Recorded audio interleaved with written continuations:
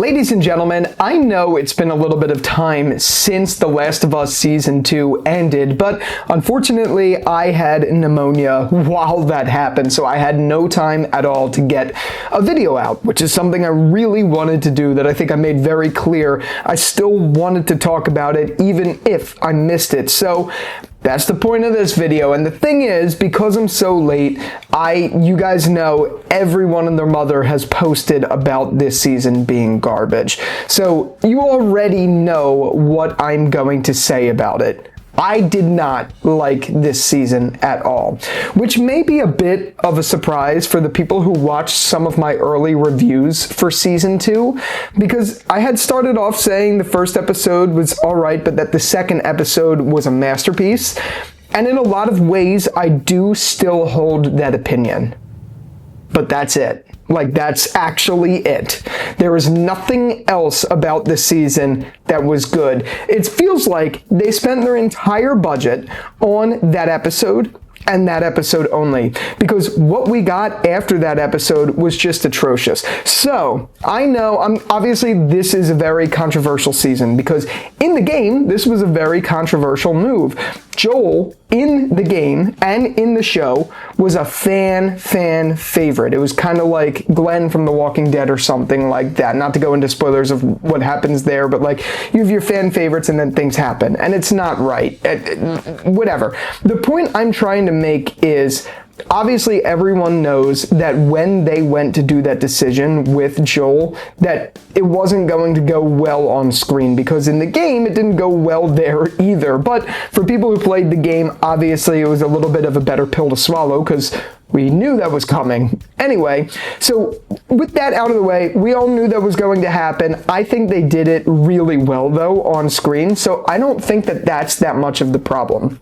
I think what the problem is stems down to how they decided to adapt what happens afterwards. Now, I know a lot of people out there have a big problem with Bella Ramsey. A lot of people. And frankly, I don't think it's necessarily fair for her. She has taken a lot of online criticism, with people making fun of her face, people making fun of her for her, and all of that stuff. And look, I'm not going to do that because I don't agree with it. I actually genuinely think for the role she was cast in season 1, she was perfect. I really do. I thought she was great. And I will say, before I get into all the negatives about Ellie, I think that even with the material she was given, because I genuinely believe that a lot of the material she was given was directed to her, and she was told to act this way. So I don't have a problem with Bella Ramsey. I actually think the way she portrayed this version of Ellie was really good. I think she's a great actress. I really genuinely do think Bella's a phenomenal actress, so I don't think it's her fault necessarily. I think the problem was, number one, which everyone thinks, it was a miscast. Yes, season 1, I thought it fit a lot better, but season 2 is a miscast, and I don't know what you would have done. Realistically speaking, would you have recasted her? Because she looked like a kid, but like, she also kind of didn't at the same time. I know a lot of people say she doesn't look like a 19-year-old. I do think she does, kind of. Like, I don't know what they would have done. Would they have tried to find someone who looked just like her that was just older? Because I don't think that would have worked either. Nothing against Bella Ramsey's look, but I guess the point I'm trying to make is, to a certain extent, when you adapt a game, or when you adapt something that already has a distinct look, so like Ellie in the game had a distinct look, I understand that that isn't everything, and I understand that sometimes the actor or actress portraying that role matters so much more. A prime example of this is Michael Fassbender in Steve Jobs, the movie. Michael Fassbender looks nothing at all like Steve Jobs, but he nailed Steve so well that it didn't matter what he looked like. It's the same sort of thing for adaptations in theory, but there is a limit to this. And the problem with The Last of Us Season 2 is that Neil Druckmann and Craig Mazin completely changed Ellie for Bella. And that should have never been the thing. And before I even get into why that is, for a prime example of what I'm talking about, Caitlin Dever, who plays Abby, would have been a perfect Ellie on both fronts. Nails the acting, acts even as Abby just like Ellie, and actually looks kind of like Ellie from the game. That would have been perfect casting, and I thought I heard somewhere, and I could be wrong, but apparently she was supposed to, or she auditioned for Ellie but didn't get it. Regardless, the point I'm trying to make is that casting would have been good for two reasons. One, she looked like Ellie, and two, she acted like Ellie and could hit that range. But Bella doesn't look like Ellie at all. Not that that's a problem, because the Michael Fassbender example and all that stuff, but not only that, but she also doesn't act anything like Ellie. Now, I don't know if that's Craig Mazin and Neil Druckmann's fault first, or if they just saw Bella and adapted the writing to her. But that still raises the question, why the hell would they cast her in this role? It just doesn't fit. It doesn't fit the story that they were going for. I'm sorry, it just doesn't. Even though I actually think Bella did a phenomenal job. She definitely doesn't deserve the hate that she's getting. I think her acting performance is good. It's not Ellie. I don't understand why they would make that change. So that's my criticisms of the whole Ellie debacle. There's more with everything that happened with Dina and all of that stuff, which we're going to get into. But my problem really therein lies with those two things. Mainly being, she doesn't act anything like Ellie, but secondary to that, which I think the reason people care about this so much is because both factors are true. She doesn't act like Ellie, and she doesn't look like Ellie. If she actually acted like Ellie, I would say 100% I would say for a fact almost, that people wouldn't have as much of a problem with the way Bella looked so different from Ellie in the game. Does that make sense? That's how I genuinely feel. I really don't think that it would have been that way, but whatever. Those are my biggest gripes with Ellie as a character, and I think those are huge gripes because season 2 is pretty much solely focused on Ellie, but that just doesn't work. It's immersion breaking when the actress who is playing the character that people love is nothing like her. It gets people pissed off, and it gets people to say rude things. Not that it's deserved, but it's just the reality of the circumstance, and that sucks. So yeah, that's my take on Ellie. The real problem isn't as much just Ellie. It's the fact that after season 2, episode 2, the story just fucking changed. The story went from what was adapted so beautifully in the game to the show, with Joel's death and everything like that. It went from that to an immediate drop in pace, immediate seeming regression of Ellie's character, to the point where game fans know that she had a lot of pent-up rage and was seeking revenge, and that was her hellbent revenge thing. But it was never portrayed that way, at all. Not even in the slightest way was it portrayed that way. I think that's absolutely ridiculous, if you're asking me. I don't know if you are, but if you're asking me, I think that's absolutely ridiculous. Because it changed the dynamic completely from what should have been Ellie hellbent on revenge to get it however she sees fit, to a love story like fucking Brokeback Mountain. Not that I have again, I said that in a way that probably comes off wrong. I don't mean that in a derogatory way, but it just literally felt like two people going off on a journey and falling in love, which in a sense is the story of Brokeback Mountain. I'm just saying, I don't understand why they would make that big of a change. I really genuinely don't. It doesn't make any sense. You have really good momentum. You have story to adapt. You know where the story goes, but instead, you take it down a whole fucking love path between Ellie and Dina. And not that I have a problem with Ellie and Dina, because I actually thought Dina was the best part of post Joel's death. But it just doesn't fit the fucking story that we were given.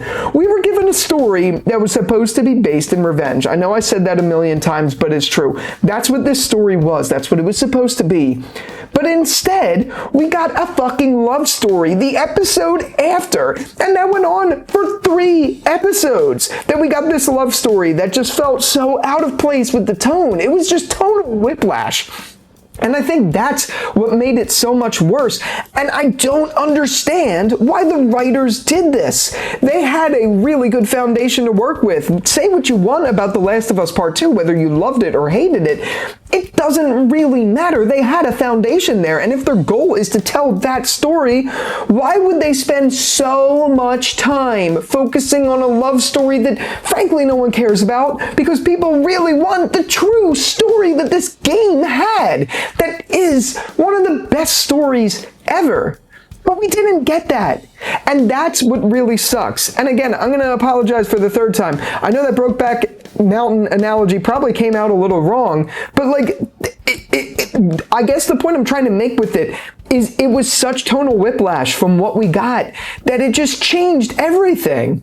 But like I said, I did like Dina. I thought Dina was actually kind of like, she was like wearing the pants of the fucking season, because Ellie wasn't. Ellie wasn't doing anything this entire season. She was just like standing around, playing guitar, looking off, didn't even act sad at all. Didn't act mad at all. The first time she started acting mad was out of fucking nowhere when we got all this chaos going on with Dina and Ellie. And then out of nowhere, Ellie just runs away and finds Nora, which we never got an explanation to, and just kills her in a brutal fashion. That was in episode 5, by the way. So we had 3, 4, and 5. And this was at the very end of episode 5. So we had 3 full episodes of a love story. And to the point where we all probably totally forgot about the fact that Ellie is hellbent on revenge, to the point where when it happens with Nora, it's like, what just happened? This isn't Ellie. Who is this? You know what I mean? It doesn't make any sense. It really genuinely doesn't make any sense. I don't know why they decided to say their statement and tell the story this way. Again, this is not me having a problem with Ellie and Dina's relationship at all. I really do like Bella Ramsey, like I said. I really liked Dina as a character. It's not about that. It's just the fact that it completely changed the narrative. And they tried to make it something that the show shouldn't have ever been, because we have a good foundation to go off of. I think that's absolutely ridiculous. I really do. I genuinely think that's absolutely ridiculous. And then the only other thing that I have to say is in the final episode, when at the very end, when Abby points the gun to Ellie, and Ellie's like, wait, no. And then it cuts to black. Like, why even show that? It's like they're doing this to get attention. It's like they're doing this to get a negative response. I don't understand it. I really don't get it. And that's my problem. And frankly, that is the reason that you didn't see reviews on the channel. What was I going to talk about from episodes 3 to 5? Like, seriously, there was no material there to talk about. It was just Dina and Ellie bullshitting, joking around. There was no sadness on Ellie. Maybe a quick little flashback. But like, that's it. And I know there was a flashback episode with Joel and all of that stuff, and that was a great episode. Genuinely was a good one. But let me put it to you this way. This is bad. I know I'm reviewing shows on this channel, but I have to admit this. This show got so boring to me and uninteresting to me that I never finished the final episode. The only reason I know what happens at the end with the wait, no, and what happens to the guy, he gets shot. The only reason I know those two things happen is because I scrolled Twitter. I got like halfway through the episode and was like, I'm bored. And that's saying something, because I had pneumonia and had plenty of time to watch the show. Plenty. I sat on a couch doing nothing but laying down, barely going on a computer, and watching TV. I watched 2 seasons of The Rehearsal, which is a phenomenal show. If you want to check out that review, it's on the channel of season 2. But regardless, I think that's saying something. The fact that I had ample time, many opportunities to finish the episode, and I've had 0 interest in doing it, says how bad the tonal whiplash was. Like, and another example of how it's bad is introducing Isaac. For what fucking reason? If the whole next season is going to be about Abby, why are we doing this? Why are you setting this up? He brought no significance to the story at all. There was literally nothing there for him in the slightest, except where is Abby? She's supposed to take over. I just don't get why they told the story this way. And then to think that people are actually going to tune in for season 3, which is all of Caitlin Dever's season, which Mind you, I think Caitlin Dever, outside of Dina, was the best part of this season. She did a phenomenal job, and it only showed to prove that she could have been a phenomenal Ellie. I'm not even kidding. But because she's doing a good job at Abby, that'll keep me around to check out a little bit of season 3. But like, you cannibalized your show, not by killing Joel, but by what you did after. I will never understand that. I really won't. Those are my thoughts on The Last of Us Season 2. I thought it was a terrible season, except that Episode 2 was a masterpiece. I'm holding firm on that. I know you guys didn't agree with me, but I genuinely did feel that way. That was it. There was nothing about the zombies. There was nothing about the clickers and all of that in Jackson Hole. None of that except for that episode. That was like a movie, and that's it. Whatever. Anyway, that's been my review, and I just want to say we recently just hit 11,000 subscribers, and if you notice, the quality has gotten better in this video. It's because I bought a new camera. Even though I know a lot of you guys say my production quality is high, you guys really just being there and supporting the channel has meant the world, and it allows me to do things like this to improve the channel and get a camera that, one, I've always dreamed of. Not like your views are the only reason I got this camera, but I'm investing a lot into making these videos, and I hope it shows, because like this, you guys mean the world to me. You really do. And I wouldn't have been able to do this. I wouldn't have been able to get this, and I wouldn't even be able to be where I am right now without you guys. And I know we're only 11K. I want to get to 100K so bad one day. So we got a long way to go, but I really do genuinely love you guys, and thank you so much. If you guys didn't know, I do have a Discord. I'm on X, I'm on Instagram. I'm going to put all of them in the description, so there's other ways to connect with me. And yeah, if you've made it all the way this far, comment a dolphin, because that's insane. But yeah, thank you all so much. And with all that out of the way, until the next one, I will talk to you later. Peace out.